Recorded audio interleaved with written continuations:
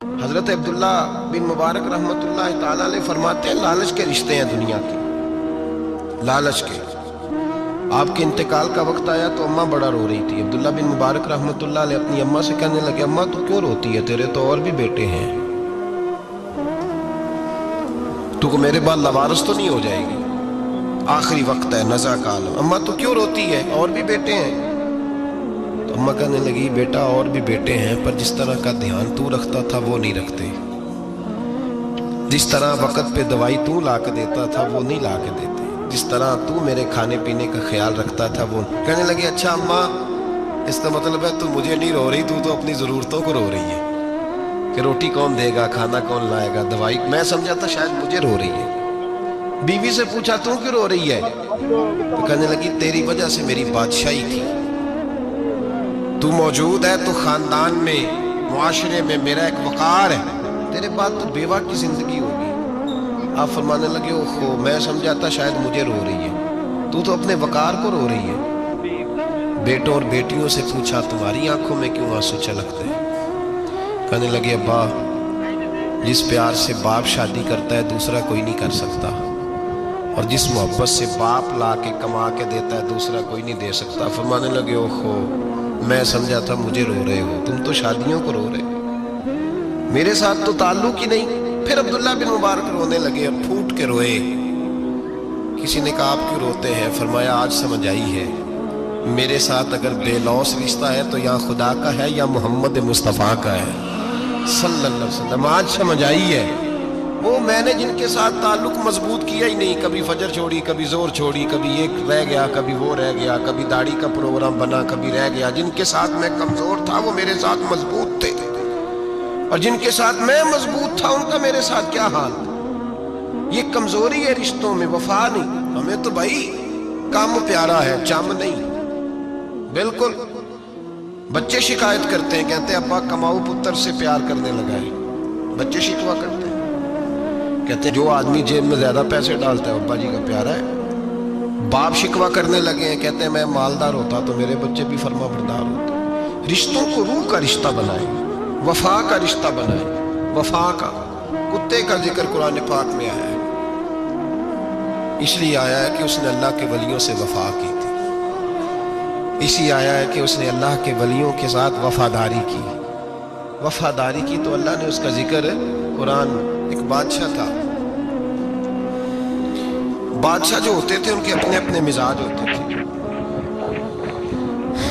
اس بادشاہ نے 4 5 6 کتے رکھے ہوئے تھے، اور کتے بڑے بڑے کتے تھے، اور بڑے وہ خونخوار کتے تھے، چیر پھاڑ کھا جاتے تھے، شیر جتنے ان کے قد تھے۔ بادشاہ تھوڑا سا کسی آدمی سے ناراض ہوتا نا تو ایک بہت بڑے پنجرے کے اندر ایک بہت بڑا سلاخوں کا گھر اس نے بنایا ہوا تھا، اس میں کتے ہوتے تھے، اور کتے کو جب باندھ کے رکھا جاتا ہے تو زیادہ زہریلا ہو جاتا ہے، وہ زیادہ اس کے اندر کرواہٹ آتی ہے، زیادہ کاٹتا ہے۔ اس نے قید کیے ہوئے تھے، کتے تو بڑے زہریلے تھے۔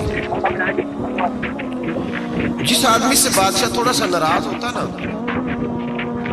تو وہ کتے کہ آگے اس آدمی کو ڈالتا، کتے اس کو چیر پھاڑ کے کھا جاتے۔ یہ سزا تھی، لوگوں کو پتا تھا۔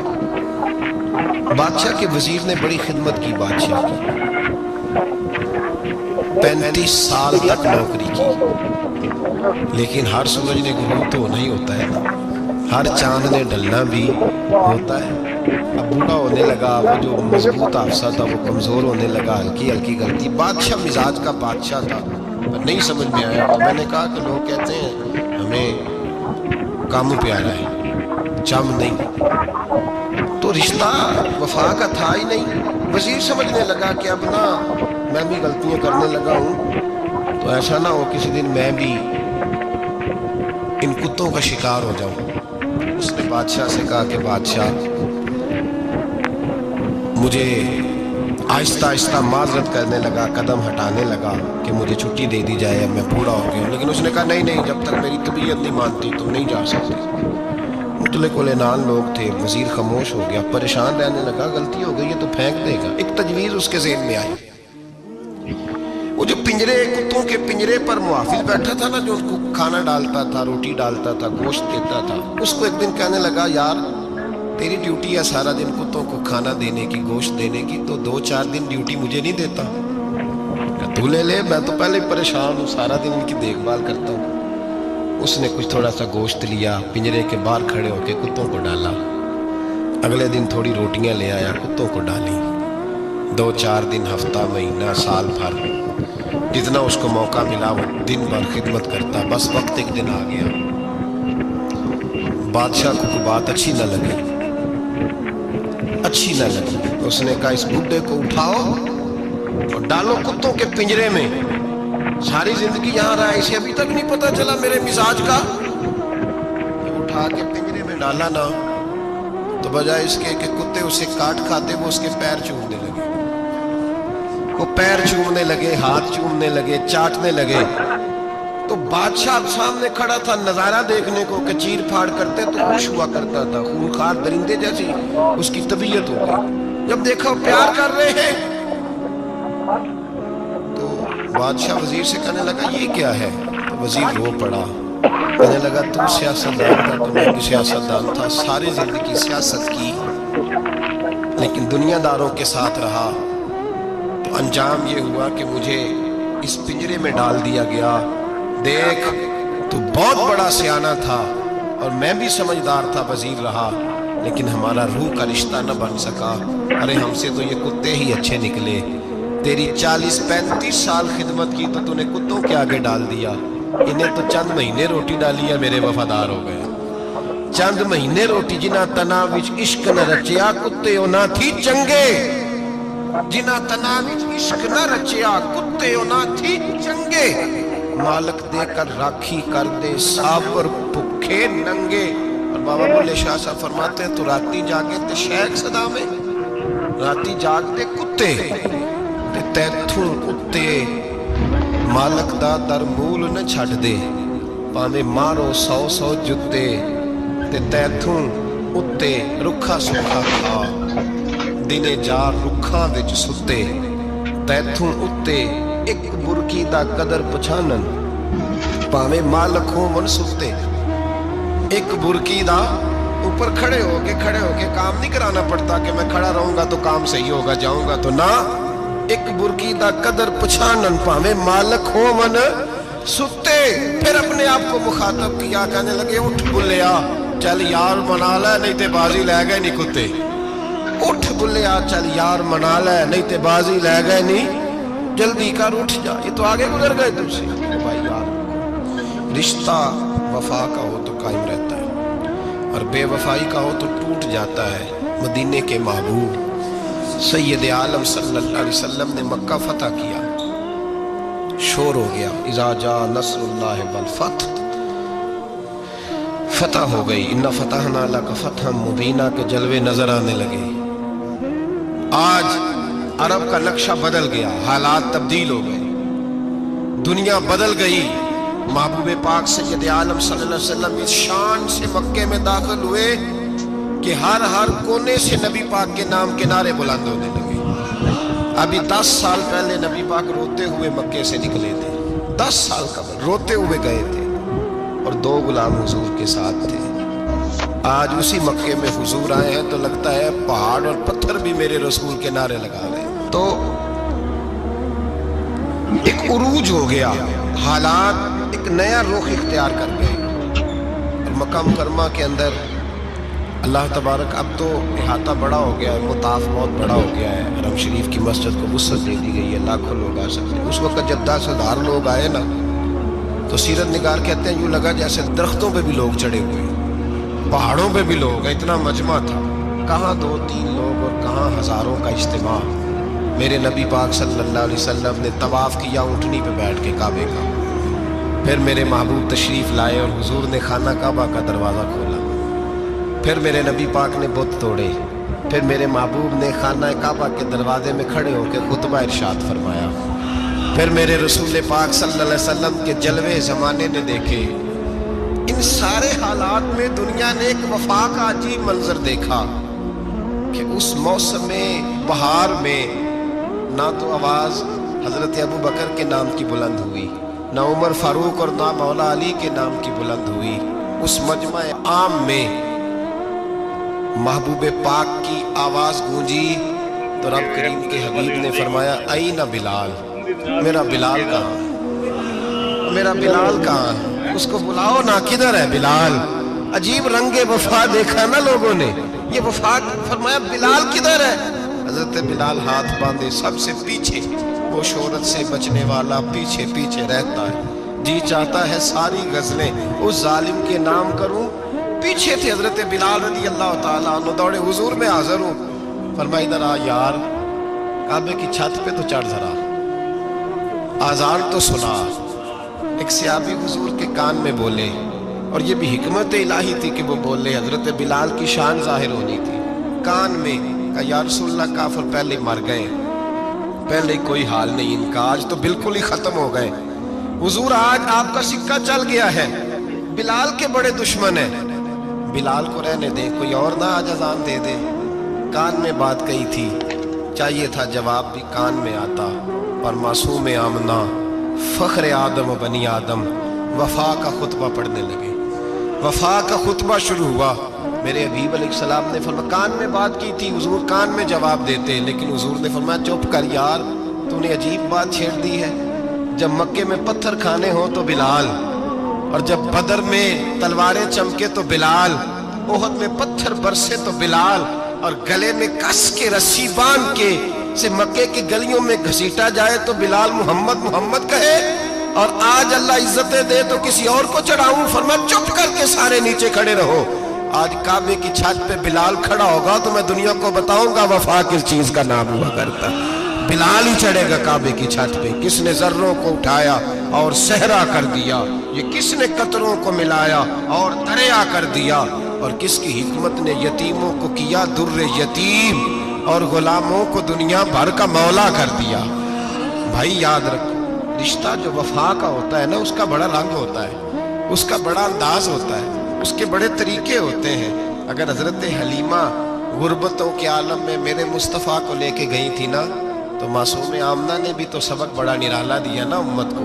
हजरत हलीमा जब लेके गई थी तो तब तो 3 लोग थे ना, कोई देखने वाला नहीं था, 3-4 लोगों में लेके गई थी। हलीमा कहती है जब मैंने रंग देखा तो मैंने निराला देखा है। मस्जिद भरी हुई थी गुलामों से, और करीम रसूल मिंबर पे बैठे थे। सादी सी बीबी जिसके लिए कभी कोई उठ के खड़ा नहीं हुआ था, कोई भी, लिबास भी पुराना और मैला था। कहती है जब मैंने मस्जिद में कदम रखा तो वो वाले नारे लगे जो फरिश्तों ने भी दरवाजे खोल खोल के देखे कि किसी के नारे लग रहे हैं। और जनाब हलीमा कहती है किसी ने ऐसा कभी इस्तकबाल ना देखा होगा। हुजूर उठे, गोया अल्लाह की सारी रहमतें उठ के खड़ी हो गई। और फिर मुस्तफ़ा करीम ने बिछाई जब चादर, और हजरत हलीमा सादिया रदी अल्लाह ताला अन्हा बैठी, और हुजूर अत्तहियात की हालत में सामने बैठो तो लोगों को पता चला जो वफा का रिश्ता होता है उसका रंग जरा निराला हुआ करता है, उसका अंदाज जरा अनोखा हुआ करता है। भाई रिश्ता वफा का, रिश्ता खुलूस का, लालच का रिश्ता। अगर आपने कंपनी वाले की इसलिए दावत की है ना कि वो आपको माल सही देगा, तो भाई वो भी इसलिए आया है कि आप उसका माल ज्यादा बेचेंगे। अगर आप किसी रिश्तेदार के साथ इसलिए ताल्लुक रखते हैं ना कि उसके पास पैसे ज्यादा हैं, तो वो भी इसलिए आपके साथ ताल्लुक ज्यादा रखेगा कि कभी कभी चलो गाड़ी चला लेगा, कभी कभी मेरे किसी काम आ जाएगा। यहाँ खुलूस देखो, यहाँ अगर आपके यहाँ खुलूस है तो फिर सामने भी आपको बड़ा खुलूस मिलेगा। दुनिया में वफा ख़त्म नहीं हुई, पर हमने वफा का रिश्ता ही नहीं बनाया, हमने ताल्लुक ही नहीं बनाया, वफा का ताल्लुक ही नहीं बनाया।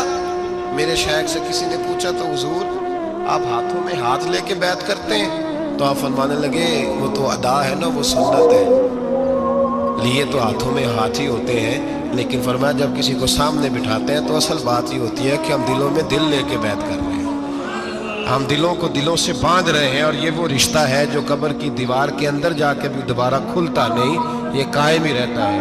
रिश्ते वफा के पैदा करें, खुलूस के पैदा करें, लिल्लाहियत के पैदा करें। मेरे नबी पाक सैयद आलम सल्लल्लाहु ताला अलैहि वसल्लम ने इस वफा को आगे फैलाया है। जिंदगी में कभी भी किसी शख्स के साथ भी ताल्लुक लालच का ना बनाए, वरना आप टूट के बिखर जाएंगे। सामने वाले का कुछ नहीं बिगड़ेगा, आप टूट के बिखरेंगे, और रिजल्ट की उम्मीद कभी ना रखें। वफा ہوتی دو طرفہ ہے پر کرنی یک طرفہ چاہیے، یاد رکھ لیں۔ وفا ہوتی دو طرفہ ہے، کرنی یک طرفہ چاہیے۔ جو کہتا ہے نا سامنے والا کرے گا تو میں کروں گا، وہ بھی کچا ہے، وہ کمزور ہے، وہ ابھی پکا نہیں ہوا۔ وفا کرنی یک طرفہ چاہیے، تو کر، سامنے والا نہیں کرتا تو نہ کرے، تو اپنی طرف دیکھنا، سامنے والے کو چھوڑ، وہ نہیں کرتا تو نہ کرے، اس کا اپنا۔ حضرت امام احمد بن حنبل رحمت اللہ تعالی علیہ، یہ وفا کے عنوان میں بڑی اہم بات ہے اگر آپ کو سمجھ آئے تو۔ امام احمد بن حنبل رحمت اللہ تعالی علیہ جھیل کے کنارے، ندی کے کنارے وضو کر رہے تھے، ایک بچھو ساتھ ساتھ چل رہا تھا، وہ چلتے چلتے پانی میں گر گیا۔ امام احمد بن حنبل نے ہاتھ رکھا، بچھو کو باہر نکالا، جب باہر نکالا تو اس نے ڈانگ مارا۔ جس کی طبیعت میں ڈانگ ہوگا تو وہ ڈانگ ہی مارے گا، میرے پاس ہے ہی اور کوئی نہیں تو وہ کرے کیا، وہ مجبور ہے، اس نے ڈانگ مارا۔ امام صاحب نے باہر رکھا، بھیگا ہوا بچھو آپ نے دیکھا ہو، جب ندی کنارے چلتا ہے تو پھر گر جاتا ہے، وہ پھر گرا تو امام صاحب نے پھر نکالا، نکال کے باہر رکھا تو اس نے پھر ڈانگ مارا، پھر ساتھ ساتھ چلتے چلتے وہ گر گیا۔